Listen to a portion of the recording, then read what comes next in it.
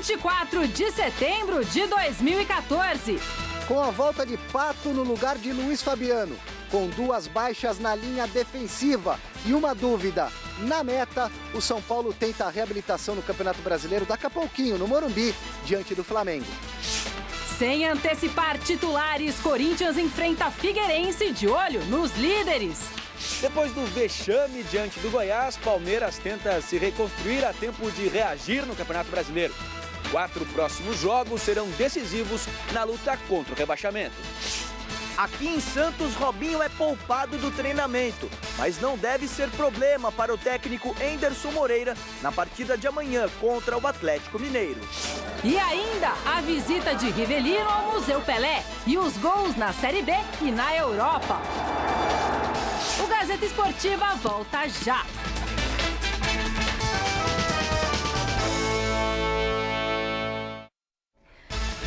Tá lá, Gazeta Esportiva no ar e a gente já começa de cara falando do duelo de daqui a pouquinho entre São Paulo e Flamengo no Morumbi, jogo que vai marcar o retorno daquele quarteto do tricolor que nas últimas partidas não esteve em campo e acabou fazendo falta. Afinal de contas, foram 2 derrotas consecutivas. Hoje, Kaká, Paulo Henrique Ganso, Alexandre Pato e Allan Kardec estarão juntos em campo. Será que o tricolor vai retomar o caminho da vitória?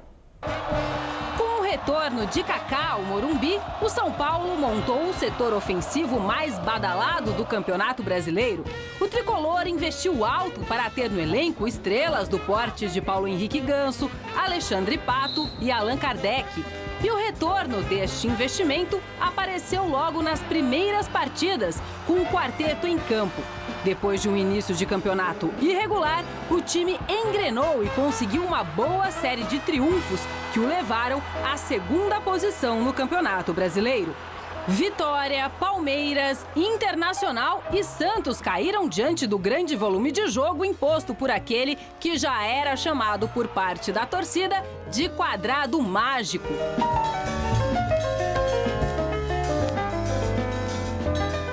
No entanto, o São Paulo teve dificuldades para repetir as boas atuações quando ao menos uma das peças ofensivas estava ausente.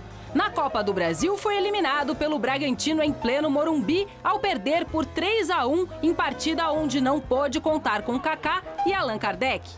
A estreia na Copa Sul-Americana foi com derrota por 2-1 diante do Criciúma. Kaká, Ganso e Kardec não estavam em campo. A vaga na fase seguinte da competição foi conquistada com uma pitada de sorte para compensar a falta de Alexandre Pato entre os titulares. Já a sequência de vitórias no Campeonato Brasileiro foi interrompida no empate por 1-1 contra o Figueirense em Santa Catarina, quando Pato e Ganso desfalcaram o time. Se ainda restam dúvidas sobre a importância do quarteto mágico para o bom momento do tricolor, elas acabaram nas rodadas seguintes. Com grandes atuações dos 4 jogadores do setor ofensivo, o São Paulo bateu o Sport de Recife, Botafogo e Cruzeiro, o líder absoluto do campeonato.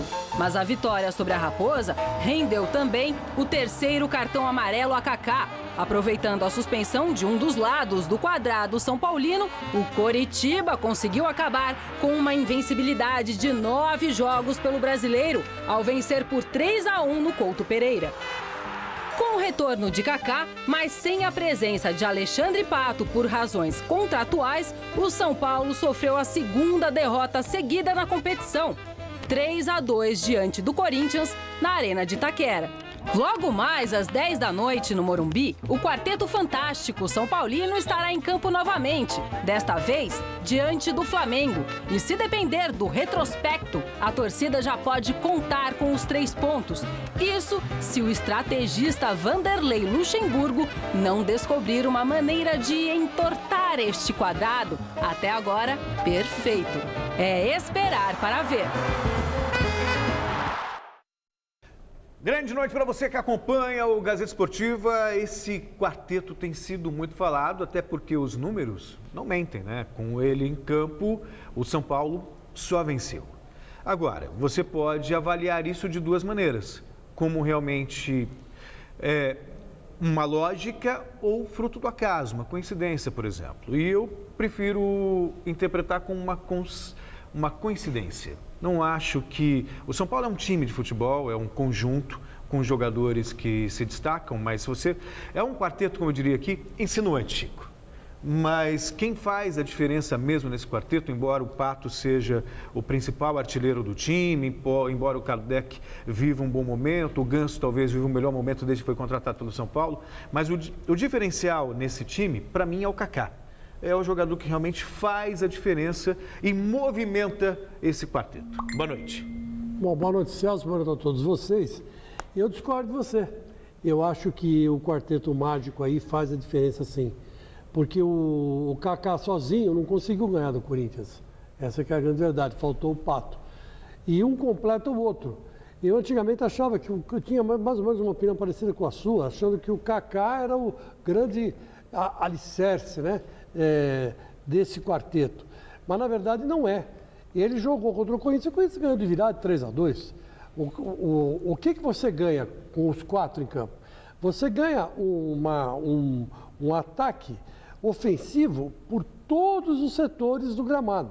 É como se girasse um carrossel e o São Paulo passasse a atuar cada jogador em várias posições. Então, com os 4 em campo, isso acontece.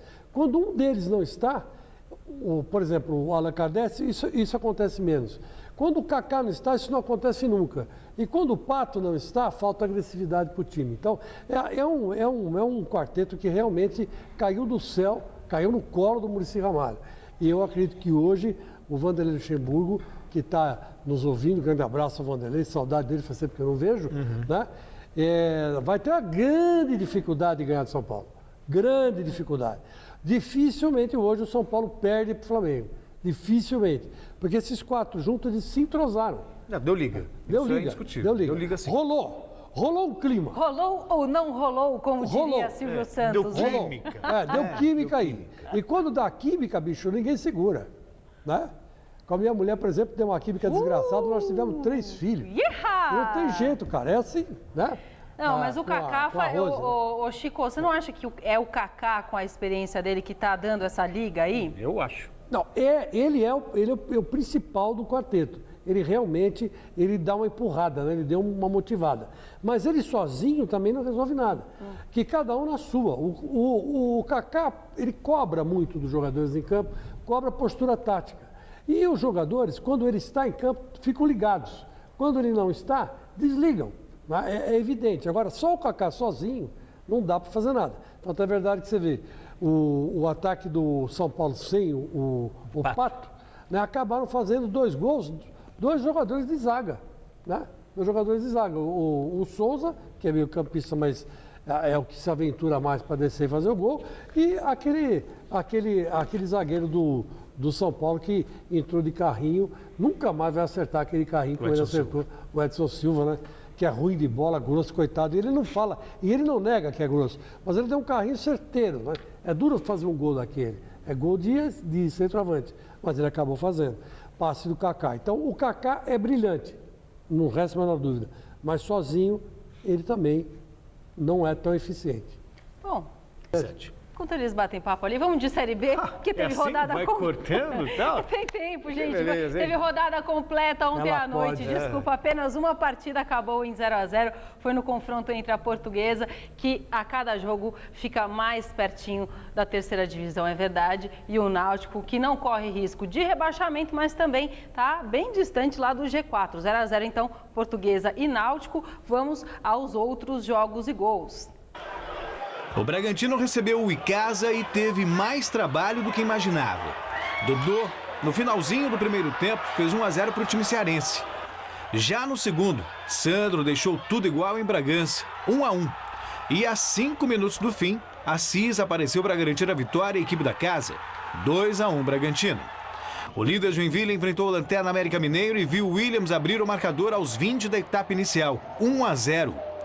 Mas depois do intervalo, Hugo deixou dele e decretou um empate em Santa Catarina, final 1-1. Mesmo placar da partida entre Paraná e Avaí. O veterano Marquinhos fez para o time catarinense E Jean, de cabeça, empatou e definiu o jogo no Durval de Brito, 1-1. O Boa Esporte passou pelo Luverdense e começou os trabalhos com o Diego aos 31 do primeiro tempo. Antes do intervalo, a equipe visitante conseguiu o empate com o Rubinho, 1-1. Mas na segunda etapa, Tomás fez o dele e decidiu a partida para o Boa, 2-1 placar final. A Ponte Preta venceu o Vila Nova fora de casa e assumiu a vice-liderança da Série B. Renato Cajá fez o primeiro. No início do segundo tempo, Thiago Alves usou a cabeça para ampliar a vantagem, 2-0. E Rony, aos 38, definiu o marcador no Serra Dourada, 3-0 Ponte Preta. Com um gol em cada tempo, o ABC de Natal venceu o Atlético Goianiense. Marcel deixou dele na etapa inicial. E Rodrigo Silva marcou o segundo, a 15 minutos do fim, 2-0 ABC. O Santa Cruz não teve muitas dificuldades para vencer o Oeste. Léo Gamalho marcou 2 vezes e abriu boa vantagem para o time da casa. Já no finalzinho da partida, Keno marcou mais um e definiu o jogo, 3-0 Santa Cruz. O Ceará também venceu na rodada e encostou novamente no G4. Ricardinho de pênalti fez 1-0. No segundo tempo, Bill fechou a conta em Fortaleza. Ceará 2, América de Natal 0. No Maranhão, o Vasco teve tudo para trazer na bagagem um ótimo resultado contra o Sampaio Correia, que saiu na frente com o Edmar. A reação carioca começou com Douglas batendo pênalti. No segundo tempo, o xará Douglas Silva colocou o Vasco na frente, 2-1. Mas aos 49, William Paulista entrou em cena e garantiu o empate ao Sampaio Correia, 2-2. E, meus amigos, recebo aqui pelo Facebook um recado desesperado do Alberto Henrique Figueiredo, dizendo assim: não perca um programa, embora meu time esteja acabando. Qual é o time dele? A Portuguesa.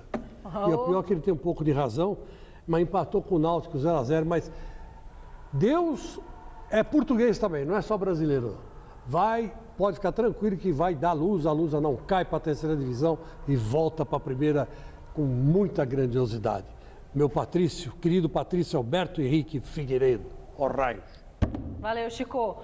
Cuidado com a pergunta, que pode sair uma resposta com outro P aí de Palmeiras, quem sabe. Bom, gente, um dos mais importantes pontos de visitação dos amantes do futebol, o Museu Pelé, realizou nessa quarta-feira o primeiro bate-bola no Museu Pelé. Esse é um evento que vai acontecer uma vez por mês, reunindo craques e personalidades que fizeram história no futebol. E a inauguração já contou com a presença de um grande ídolo.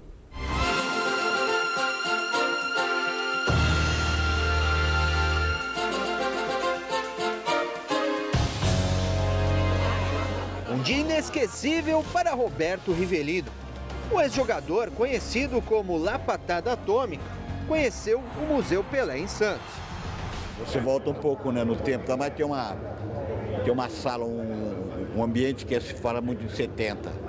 Realmente foi uma seleção que até hoje encantou o mundo, encanta, né? E eu acho que está de parabéns a Prefeitura de Santos de fazer esse museu. Demorou, mas fizeram uma coisa bonita, um espaço maravilhoso.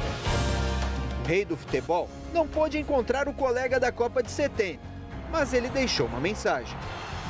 Que esse seja o pontapé inicial de muitos eventos, porque é o Brasil que está aí. Eu fico honrado de poder, dizer que o meu parceiro de 1970 está aí nessa reunião. O Rivelino me representa aí, Riva. Durante o encontro com fãs e jornalistas como Silvio Ruiz e Armando Gomes, Rivelino lembrou as histórias de bastidores com o rei. A gente carregava o material que ia jogar, a gente que levava, né? Vocês que levavam? É lógico. Não era com... Como é que hoje eles usam o quê? Na orelha para escutar música, né? Fone de ouvido? Fone de ouvido. Então a gente levava a sacolinha nossa, então o Pelé tinha maneira que ele punha lá a sacolinha, ele punha lá, punha a cabeça e levantava os pés, ficava 10, 15 minutos dormindo. A gente falava, pelo amor, deixa o rei dormir. Deixa o homem sossegado aí, porque o Pelé tem muito medo de cobra. Os caras criaram uma cobra de madeira, parecia uma cobra real, né? Eu peguei uma dessa cobra e botei dentro do travesseiro dele, assim, né, para ir dormir. Dentro do travesseiro? Botei lá, né? Ele quebrou o violão dele quase todo, que ele deu tanta porrada na cobra lá.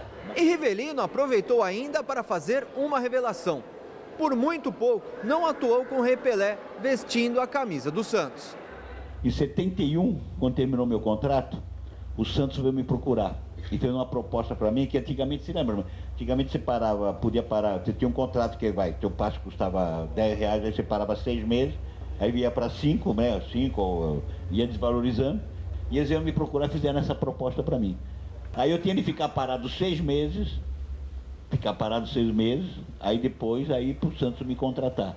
Aí eu comecei a pensar, aí o Corinthians também na oportunidade fez uma proposta muito boa para mim, de renovação de contratos, mas quase, se o Santos me oferece uma hipótese, né, se fosse outro, não, eu não vamos lá, vamos bancar você, vamos pagar, amanhã você está jogando, ou daqui um mês pelo menos está jogando, eu podia ter vindo, ainda pegava, né, pegava uma fase boa, pegava 71, pegava o Rei.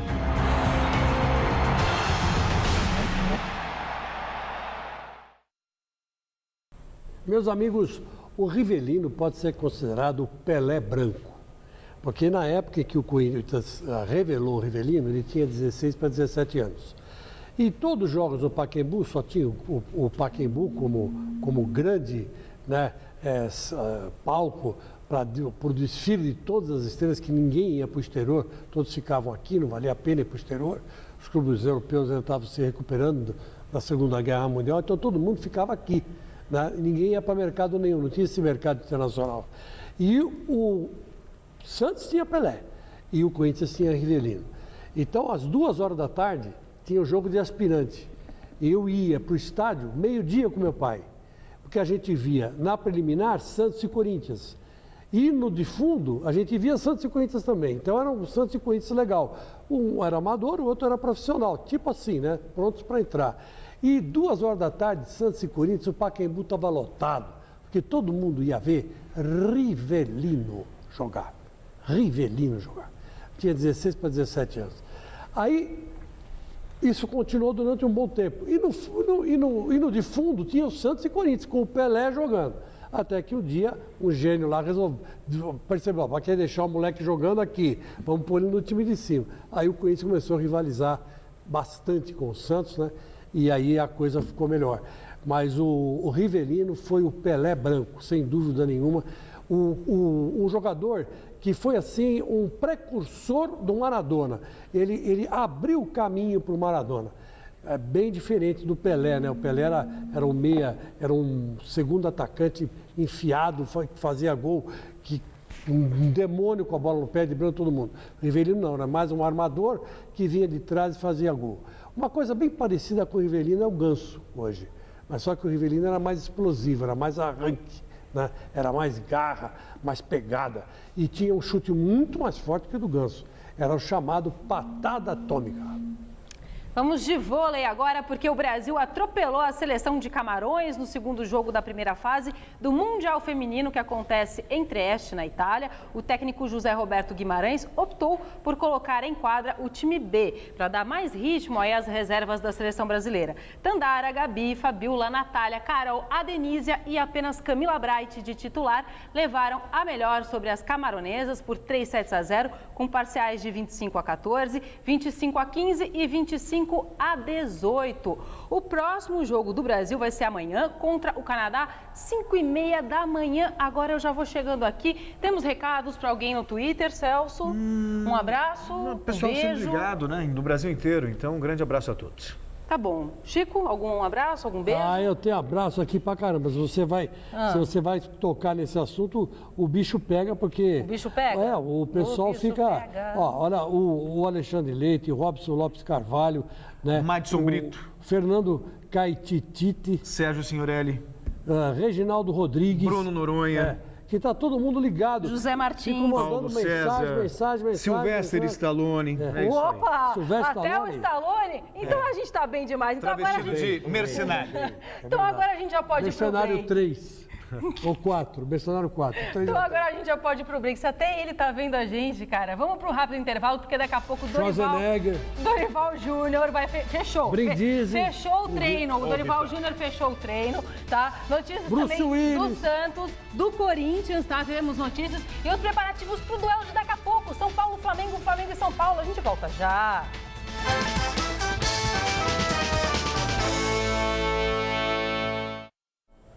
Sim, o Gazeta Esportiva está de volta para a gente continuar falando do Campeonato Brasileiro, porque 7 jogos rolam nessa noite e outros 3 amanhã completam a 24ª rodada. Vamos lá, às 7h30, o Coritiba recebe o Cruzeiro no Couto Pereira. No mesmo horário tem Internacional e Criciúma no Beira-Rio. Às 9 da noite, outras 2 partidas serão realizadas. O Bahia enfrenta o Sport na Arena Fonte Nova e em Chapecó jogam Chapecoense e Atlético Paranaense. Às 10 da noite tem Fluminense e Grêmio no Maracanã, São Paulo e Flamengo no Morumbi e Figueirense e Corinthians, aí no detalhe para você, no Orlando Scarpelli em Florianópolis. Amanhã, 2 partidas começam às 7h30 da noite. O Botafogo enfrenta o Goiás no Maracanã e o Palmeiras recebe o Vitória no Pacaembu. Às 8h30 no estádio Independência tem Atlético Mineiro e Santos. Muito bem, se o Palmeiras terá reforços para a equipe de Dorival Júnior, só Deus sabe, não é verdade? Mas o reforço que já é certo e tem data para estrear é o estádio. Em entrevista à TV Globo, o presidente Paulo Nobre disse que a estreia da Arena deve acontecer no dia 8 ou 9 de novembro contra o Atlético Mineiro pelo Campeonato Brasileiro. Enquanto não volta para sua casinha, o Verdão recebe o Vitória amanhã ainda no Pacaembu. E o repórter Fernando Gavini acompanhou a atividade desta manhã na academia de futebol. Fila de carros de imprensa na porta da academia. Jornalistas proibidos de entrar para acompanhar o treino do Palmeiras na véspera da partida contra o Vitória. Os portões só foram abertos 1h30 depois do início da atividade. Só foi possível acompanhar o final de um treino de finalização. O treino secreto é o primeiro efeito imediato da goleada de 6-0 sofrida diante do Goiás. O curioso é que 2 dias antes da fatídica partida no Serra Dourada, Dorival Júnior disse que nunca tinha recorrido na carreira a esse artifício, nem mesmo em véspera de final de campeonato. Mas, como em tudo na vida, tem sempre a primeira vez. O cara parece político, né? Mas fala uma coisa um dia, no outro, outra. Mas é assim, tem alguns momentos que você tem que usar, até porque o número de jogadores fora na nossa equipe é muito grande, é considerável. E eu tive trabalhando 2 ou 3 situações aí, pensando na partida de amanhã. Por isso, porque eu não gosto de indefinições. O Palmeiras tem um time inteiro de jogadores machucados. Suspensos estão Diogo, que levou o 3º cartão amarelo, e Alione, expulso contra o Goiás. Além deles, Josimar foi negociado por empréstimo com a Ponte Preta. As opções que sobraram não são muitas, mas mesmo assim, Dorival Júnior prefere se calar.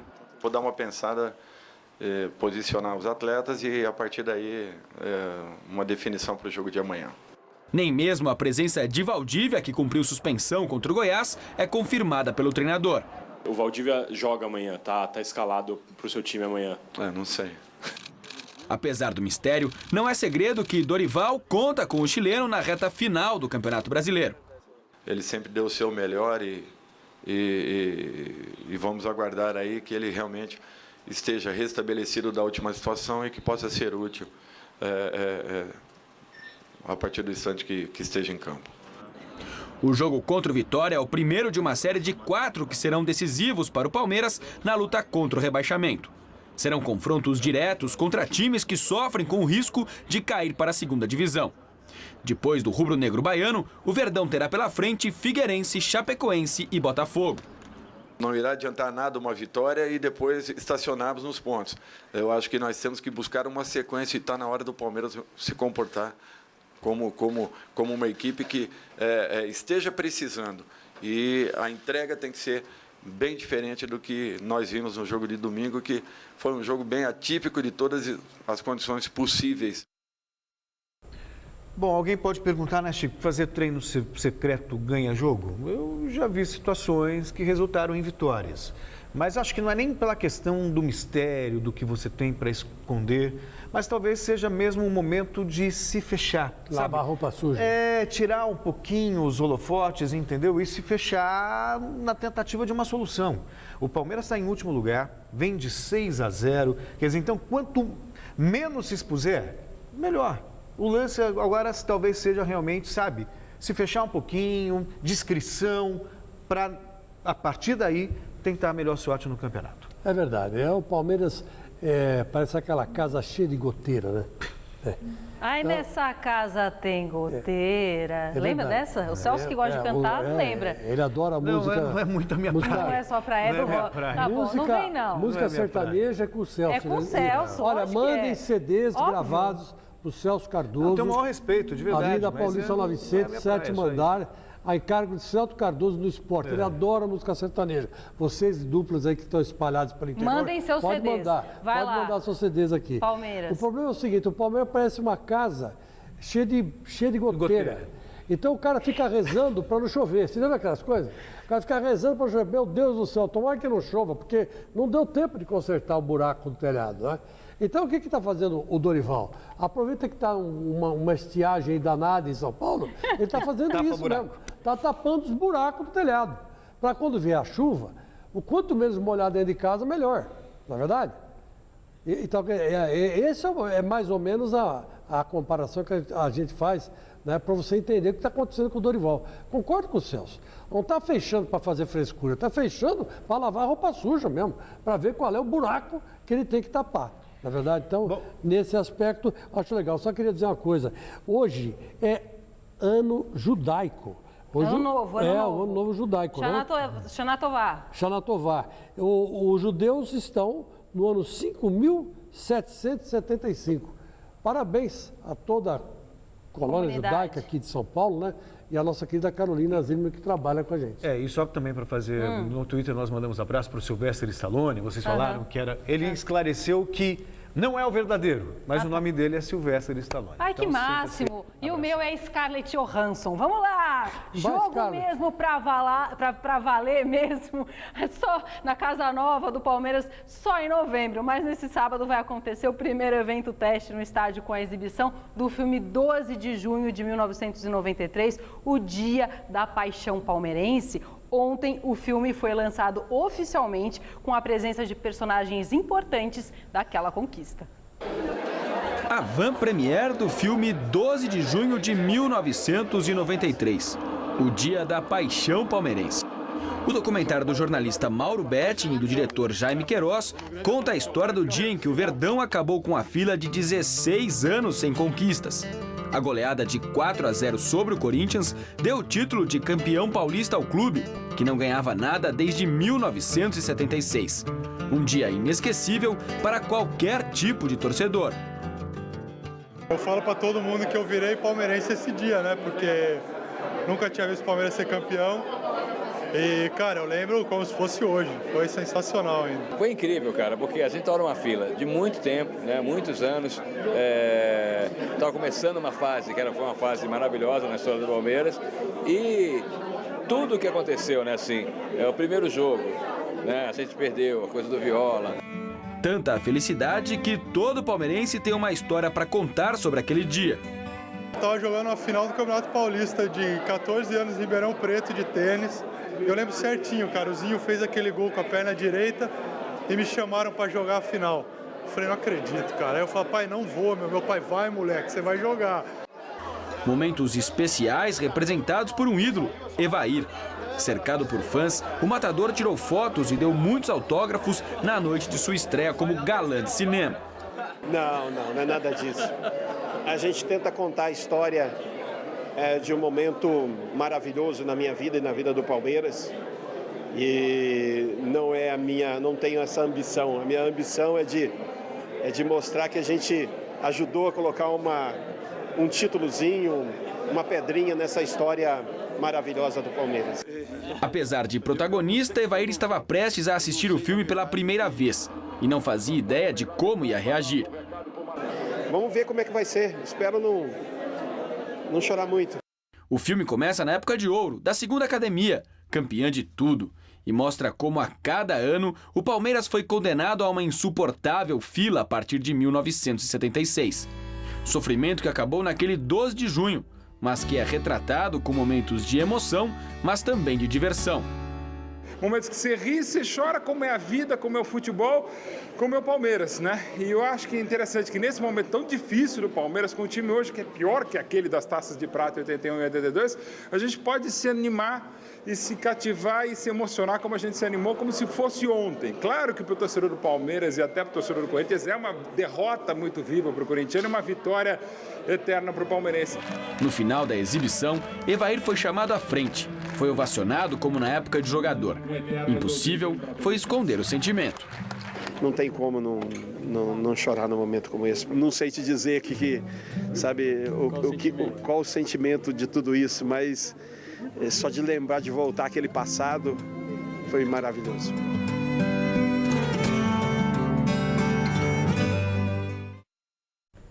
Parabéns pelo filme, boa sorte ao Palmeiras, um beijo para a Beth Romero, minha amiga que participou da organização desse filme, junto com o Mauro Betting e a todos os envolvidos. 9º colocado no Campeonato Brasileiro com 33 pontos, 7 atrás do Corinthians, última equipe do G4, o Santos vai ter uma tarefa complicada amanhã em Belo Horizonte, hein? Venceu o Atlético Mineiro no Estádio Independência para continuar sonhando com uma vaga na Libertadores. O repórter Felipe Esboril esteve no CT Rei Pelé acompanhando mais um treino do Peixe.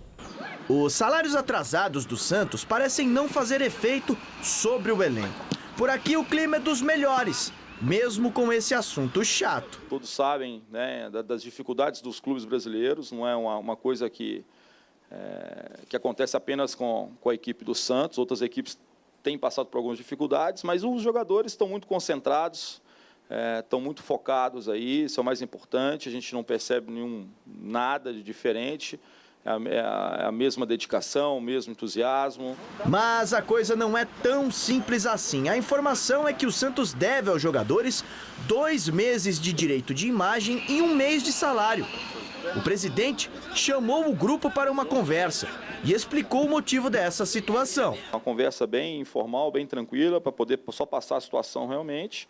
Uma coisa muito clara, muito objetiva, que eu acho que todo mundo ficou muito tranquilo com as informações, né? O presidente tem uma conversa, tem uma forma de conduzir de uma maneira muito clara, muito precisa. Isso traz tranquilidade para a gente aqui. O Santos não vence uma partida fora de casa no Campeonato Brasileiro desde o dia 29 de maio. Faz tempo. A chance é passar pelo Atlético Mineiro nesta quinta-feira. É um jogo muito difícil, mas que a gente tem que ter tranquilidade, tem que ter uma capacidade boa de poder suportar, principalmente o início de jogo, essa pressão inicial, para poder, aos poucos, ir colocando o nosso ritmo e buscar o resultado. A baixa no treinamento desta quarta-feira foi Robinho. O atacante ficou na parte interna do CCT Rei Pelé, fazendo um reforço muscular. O jogador sentiu um cansaço e foi poupado. Mesmo assim, não deve ser problema para o técnico Enderson Moreira na partida de amanhã contra o Atlético Mineiro. É mais uma questão preventiva mesmo. Acredito que ele possa ter condição de jogo. É evidente que nós temos mais de 24 horas para o jogo, né? A gente tem que aguardar, esperar. Essa sequência de jogos é uma sequência sempre difícil, não só para o Santos, mas para todas as equipes. Então a gente fica sempre atento a qualquer indício aí, algum cansaço. Se há necessidade de tirar do treinamento, fazer um trabalho especial lá dentro, a gente faz. Então, a expectativa é que ele possa participar, sim, do jogo. Bora de Corinthians, que daqui a pouquinho enfrenta o Figueirense em Santa Catarina. O zagueiro Gil foi o personagem da entrevista coletiva no último treino, antes do embarque para Florianópolis. Veja aí na reportagem dele, Osmar Garrafa. A nova postura da arbitragem brasileira em marcar pênalti na maioria dos toques de mão na bola dentro da área está preocupando os zagueiros do futebol nacional. Gil é um desses atletas. Está sendo muito difícil, até porque às vezes no lance é muito rápido, como foi do Antônio Carlos até do São Paulo também. Não tem como o árbitro falar que o árbitro está mal intencionado.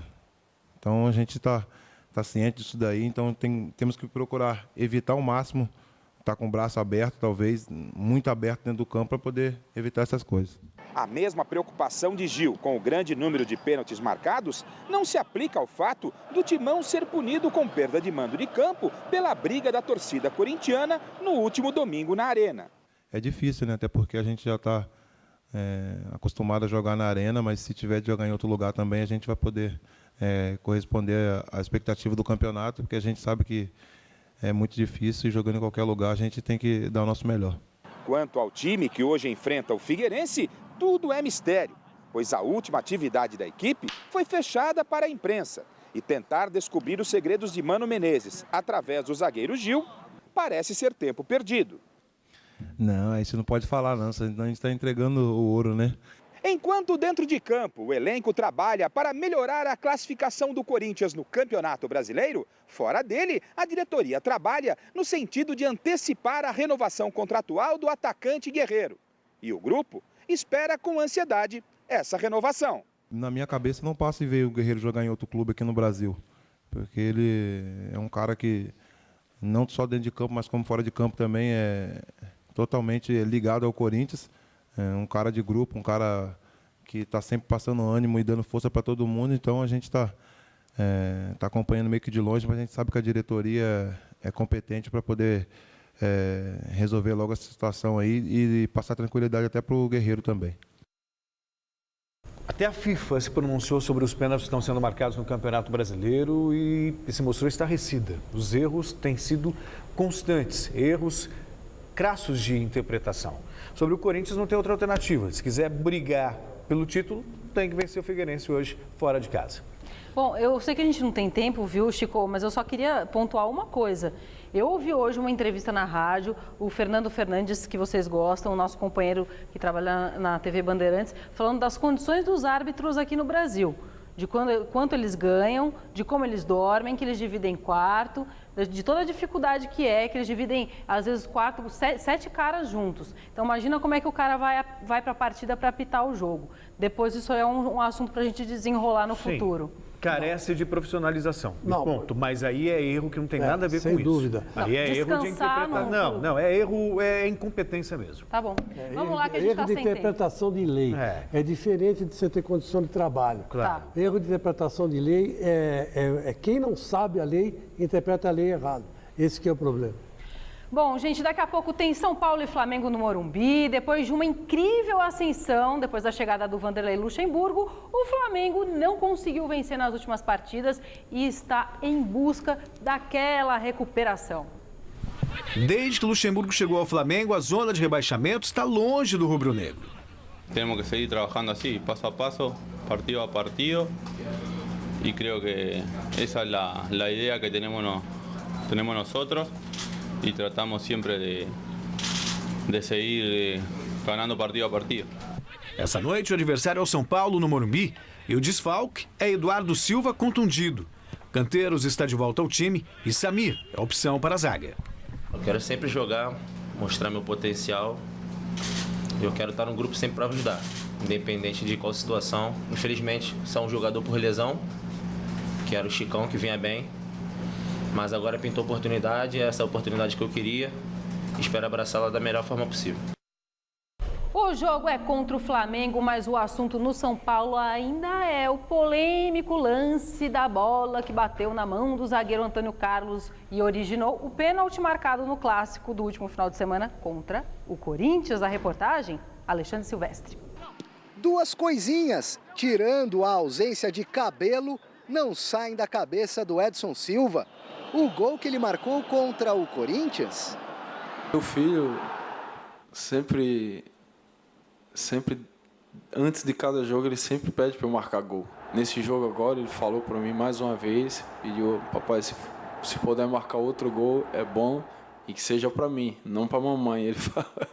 E além do pé que balançou a rede, onde colocar as mãos quando estiver marcando dentro da área. Tem que ter muito cuidado com isso. Acho que não só o jogador, como o árbitro, tem que entrar para fazer o que é certo, né?